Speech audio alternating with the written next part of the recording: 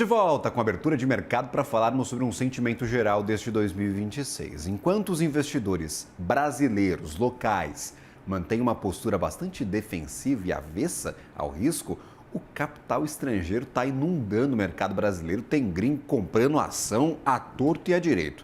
A renda fixa liderou com folga as captações locais, registrando uma entrada líquida de 42 bilhões e 600 milhões de reais em janeiro. Multimercados, que são fundos aí que vêm sofrendo há já bastante tempo, apresentaram novamente captação líquida, 14 bilhões e 800 milhões no mesmo mês. Na ponta negativa, quem perdeu dinheiro foram os fundos de ações. Tiveram resgates líquidos de 3 bilhões e 400 milhões de reais. Os números são de um levantamento da Databay. Para repercutirmos este cenário, converso agora com Guilherme Carter, diretor da Databay. Sempre bem-vindo à nossa programação, Carter. Que prazer tê-lo por aqui. Bom dia, Gabriel. Primeiramente, eu que gostaria aqui de agradecer novamente pelo convite, né? E aproveitar o momento para parabenizá-los pelo excelente trabalho aí. Fico feliz em poder contribuir com vocês aí mais uma vez. Eu e a Databay, né? Valeu, meu caro. Sempre portas abertas aqui a você e a equipe. Eu gostaria de entender, meu caro, cada um está indo numa direção, enquanto o brasileiro está escaldado, está com receio, está comprando juro em 15%, o gringo está se aproveitando aí de até um pouquinho mais de risco. Pois é, Gabriel. Eu acho que vale aqui, Gabriel, até um resumo do que foi o ano passado, tá? E o que a gente está vivendo, que aí dá um pouco dessa continuidade, né? Então, assim, a gente olhando para o ano passado, olhando um resumo do ano passado, a gente finalizou o ano ainda em juros em patamares restritivos, né? Continuamos aí com 15%. E o que a gente viu no fechamento de 2025? A gente viu as três principais classes, né, de fundos, né? A primeira foi multimercados, que teve um resgate líquido aí na casa de 62 bilhões, a de ações com um resgate aí na casa de 42 bilhões, e a renda fixa na contramão, por motivos óbvios, né? A gente teve ali uma captação líquida de 66 bilhões, né? Então, mas quando a gente olha isso e olha para os fluxos de resgates, isso meio que obrigou o investidor local institucional a vender na B3, né? Quase todo o exercício do ano passado, né? Então, mas a gente pensa, mas quem que absorveu, né? Porque se vendeu, alguém comprou, né? Então, quando a gente olha quem absorveu essa oferta, a gente olha no ano passado, o investidor estrangeiro, ele aproveitou por N razões, valuation descontado, dólar fraco no exterior, então o capital externo entrou com uma força gigantesca, né? A gente fechou o ano passado com o Ibovespa em 161 mil pontos, né? Uma alta aí de quase 34% em reais, e já em dólar, se a gente olhar esse retorno, a gente tem um retorno de quase 51%, né?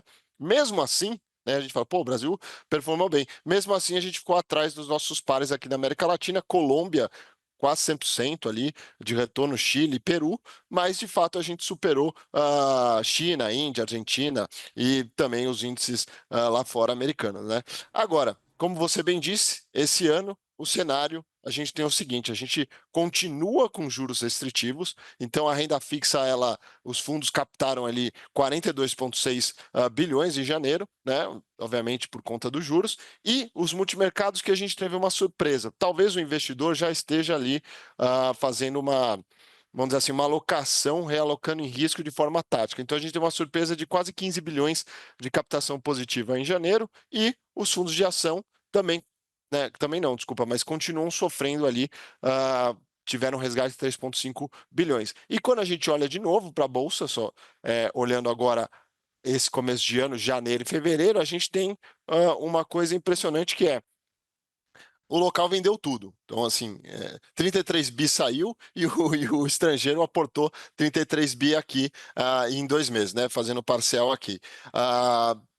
Provavelmente antecipando uma curva de juros que já cai, né? Provavelmente ali, vendo que o prêmio de risco Brasil, na parte longa da curva, cedeu, e de fato cedeu. Então a gente tem esse cenário agora para o começo do ano. É um cenário que vamos ver, porque a gente está entrando na eleição também. Perfeito. E aí, claro, eu vou pegar um destaque para essa mudança de clima, talvez. Juro cair, talvez o único argumento válido para este investidor local começar a comprar ativos de risco, começar a voltar a se expor a fundos de ações diretamente, ou Carter, você vê essa talvez como a única fonte de otimismo para investidores aqui dentro do país para comprar risco? Eu acho que é um cenário, vamos dizer assim, dúbio, né? O cenário que os dados desenham para a gente, para o restante agora de 2026, é de uma oportunidade com, diria, com cautela, né? O Brasil voltou para o radar global, né? A gente até pega o relatório recente da UBS, coloca o país como um dos mercados preferidos para 2026, ao lado, obviamente, de Índia, China, tá? E existe uma tese forte que os nossos ativos têm um potencial de valorização superior a outros emergentes. Então, de fato, isso existe. A gente olhando o consenso de mercado até no final do ano passado, a gente viu um otimismo grande de instituições financeiras, né? A gente pegou lá o Morgan Stanley projetando 200 mil pontos para a Bolsa, né? Então tem uma pernada ainda para dar. O Safra em 198 mil pontos. O Banco do Brasil, a parte de investimentos, 186 mil pontos. E o JP Morgan, num cenário otimista, vai além, vai para 230 mil pontos, né? Acho que o principal motor que vai influenciar isso daí é, de fato, os juros, né? Potencialmente, a gente já tá trabalhando para o final do ano com 12,25 até dezembro, o que, lógico, é uma queda interessante, né? A gente está falando ali de quase 3 pontos percentuais, né? Isso é uma queda grande, mas mesmo assim, se a gente parar para pensar, a gente ainda continua com juros de 2 dígitos e mais de 10%, né? Além disso, a gente vê o mercado esperando os lucros corporativos cresçam entre até 20% no ano. Então, isso mostra que não só o fluxo externo, mas o fundamento das empresas pode, vamos dizer assim, ajudar. Pode não deve, né? Porque bolsa é lucro de empresa, não tem muito o que fazer, apesar, né, do ruído que vai ter nesse ano de eleição. Então, 2016 a gente coloca aqui como um ano binário, né, por conta aí do ciclo eleitoral presidencial, né? A gente vai ter muita volatilidade e pressão também por gastos públicos, se bem que está dado, né, ano de eleição, independentemente se é da direita, esquerda, centro, centro-direita ou qualquer vertente política, o governo vai gastar. Então, a sustentabilidade desse rally vai também depender de como o investidor enxerga que o próximo governo vai lidar com a trajetória da dívida pública, né? Então, esse ano a gente pode esquecer, né? A gente vai ver ali contas públicas desastrosas, né, por conta de eleição. Então, resumidamente, Gabriel, acho que o estrangeiro ele já vem comprando o Brasil. Agora o local ele precisa ter estômago aí para a volatilidade das eleições e precisa também enxergar um fiscal melhor para o próximo ano. Então, é, mas assim, de olho nas oportunidades que provavelmente aí a queda da taxa de juros vai abrir, né? E o momento eu coloco, é de seletividade e cautela redobrada, tá? Perfeito. Queda de juros provavelmente vai acontecer em março. O Banco Central já está cantando a bola, fala que vai ser cautelosa, é só uma calibragem dos juros, ainda vai continuar alto. Mas na curva a gente já vê um mercado um pouquinho mais confiante de que estes juros vão cair com um pouco mais de extensão. Eu queria olhar com detalhe para esta curva, claro, também está presente neste levantamento da Databay. A gente viu uma boa melhora nestes 2 primeiros meses de 2026, Carter. Com certeza, acho que se a gente olhar a curva de juros, né, a curva futura, lógico, né, a curva spot está em 15%. Em médio e longo prazo, né, a gente vê que a parte longa lá de janeiro 29, a gente saiu de um patamar ali de por volta de 13 e 20, 25 para 12,70, então é um recuo expressivo, vamos dizer assim, é alguma coisa, né? Não é expressivo, seria 3%, né? Mas aí seria uma coisa muito, um choque. Mas é uma coisa expressiva e um pouco mais longo ali de 31, que, enfim, a gente vê ali um recuo ali de 40 basis points, então 13,50, 13,55 para 13,10. Então é de fato algo que já vem, obviamente, para corroborar com o cenário, tá? Mas, né, lógico que a gente precisa ficar atento a outros fatores que eventualmente podem trazer com esse ano que a gente tem de eleições, tá, Gabriel? Perfeito. Carteira, a gente já bateu papo várias vezes sobre a técnica do mercado, como que você faz um balanço financeiro da empresa, como que você faz o balanço ali de quanto que vale um ativo, como é que faz o valuation. Isso aí tudo amassou, jogou pela janela nos últimos 2, 3, 4 anos aí. Pouquíssima coisa funcionou para tentar descobrir qual que é o valor de um ativo negociado em bolsa. Por quê? As small caps estão muito mal, a bolsa ficou muito tempo estagnada, todo mundo fala que comprar Brasil é barato.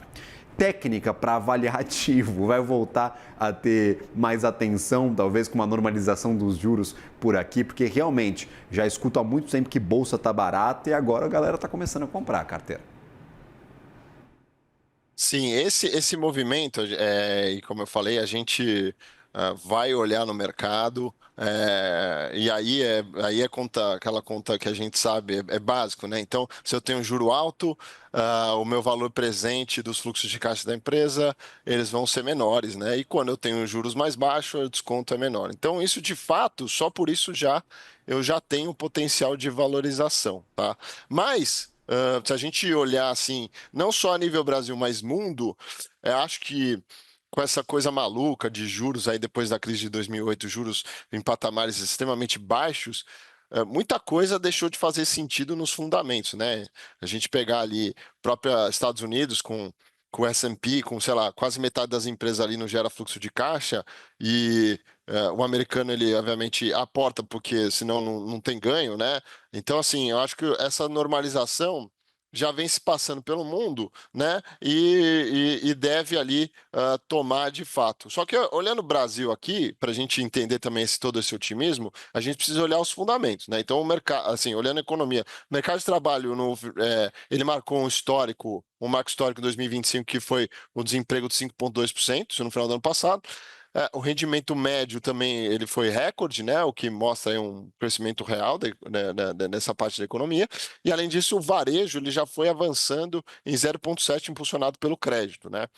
Porém, né, lógico que esse dinamismo aí, a gente olhando para cá, ele tem um preço, né? O PIB ele está operando acima do potencial, né? E isso gera de fato pressão inflacionária.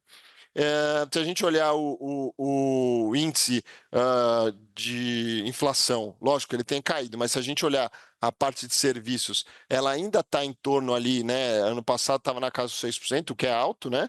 Ele estava na casa ali dos 5, agora 5, 5,5, por aí, tá? Então isso explica por que o Banco Central também precisa ser cauteloso, né? Mantendo esse aperto, né? A gente vai ver, acho que a previsão é de que, obviamente, a gente tenha essa queda de juros, mas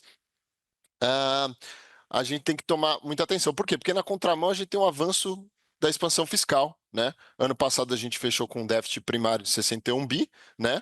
Que dá mais ou menos 0,5% do PIB, e as despesas cresceram mais ou menos ali em torno de 3, 4% acima da inflação. Então, o ponto central também é o déficit, que segue preocupante com custo de dívida elevada, né? Então, acho que a queda dos juros ela vai corroborar para isso. Então, em resumo, né, a gente poder olhar aqui, o Brasil ele vai operar ali próximo do PIB do potencial em 2026 ali. A gente tem um apoio importante do setor externo, a gente já tem olhando superávit comercial ali na casa dos 68 bilhões de dólares, mas a sustentabilidade desse bull market que os bancos projetam e tal, vai depender também da capacidade de conciliar essa queda de juros com uma gestão fiscal que estanque o endividamento, né? Como eu disse anteriormente, é hora de seletividade e cautela redobrada. Mas a sua provocação ela é válida, porque, de fato, só com a queda dos juros a gente já tem essa reprecificação de ativos, né? Então a gente provavelmente já está assistindo isso, né? A gente está falando aqui, a Bolsa já está ali numa órbita bem alta, né? De 180 e tal, por aí, né, Gabriel? Então, bem alto aí, 180 mil pontos. Faz tempo que a gente fala desse 180. Eu não imaginei que eu ia ver em curto espaço de tempo. A gente chegou lá, viu, Carter? Chegou lá rápido demais, talvez aí na opinião de Quando alguns vem é rápido, quando vem é rápido. É de uma vez, né, cara? Abrem a torneira e vem a grana colossal e aí a gente voltou para esses patamares inimagináveis. 150 mil a gente não tinha visto, 160 também não, 170 também não, e agora 180 mil pontos e estão sendo defendidos aí nos últimos dias. E Bovespa nos 187 mil para a abertura desta quarta-feira. Guilherme Carter, diretor da DataBay, que prazer conversar contigo, meu cara. Até uma próxima. Bom trabalho a você e toda a equipe. Muito obrigado, Gabriel. Muito obrigado a todos. Até a próxima. Valeu.